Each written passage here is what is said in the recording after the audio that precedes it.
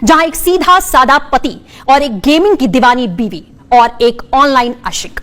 शीलू रैकवार जो कि मिठाइयां बनाता था, दिन भर पसीना बहाता था, लेकिन वो इस बात से पूरी तरह से अनजान था कि जिसके लिए वो इतनी मेहनत कर रहा है वो पत्नी ऑनलाइन गेम की आड़ में कोई और ही खेल खेल रही है।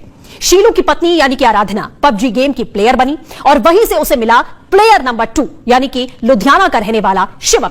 गेमिंग से चैटिंग, चैटिंग से वीडियो कॉल तक पहुंचा यह सिलसिला कब मोहब्बत में बदल गया इसकी भनक किसी को नहीं लगी और हालात ये हो गए कि घर में खाने को खाना नहीं लेकिन मोबाइल आराधना का चार्ज होना जरूरी था। पति से आराधना ने कन्नी काटी और शिवम नाम के युवक के साथ वो घंटों घंटों बात करती रही और जब पति को अपनी पत्नी के इस घिनौने खेल का पता चला तो उसने अपनी पत्नी से सवाल किए, लेकिन जो पलट के पत्नी ने जवाब दिया वो आपको हिला कर रख देगा।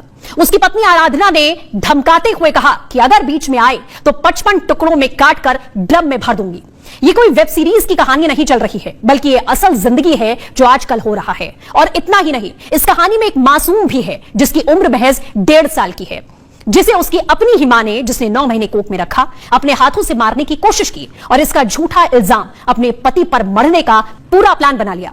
इन सब के बावजूद शीलू ने रिश्ते बचाने की पूरी कोशिश की, लेकिन एक दिन पंजाब से मोहब्बत की बारात सामने आ गई। दरअसल शिवम खुद 900 किलोमीटर का सफर तय करके महोबा आधम का और बोला कि आराधना अब मेरी है। घर में ड्रामा, मोहल्ले में तमाशा और फिर थाने में शांति भंग का केस तक हुआ और आराधना ने वही किया जो इन कहानियों में हमेशा से होता आया है। अपने बच्चे और पति को छोड़कर आराधना ने अपने आशिक शिवम को चुना। एक पति तो हार गया लेकिन एक पिता ने हार नहीं मानी। शीलू ने अपने बेटे के लिए जंग लड़ी और वो जंग को जीता भी। आज शीलू अकेला है लेकिन आजाद है, आजाद है उस जहर से जिसे उसने कभी पत्नी कहा था। अब सोचिए, ये कहानी सिर्फ एक परिवार की नहीं है, ये एक सवाल है आपके लिए भी, आपके घर के लिए भी।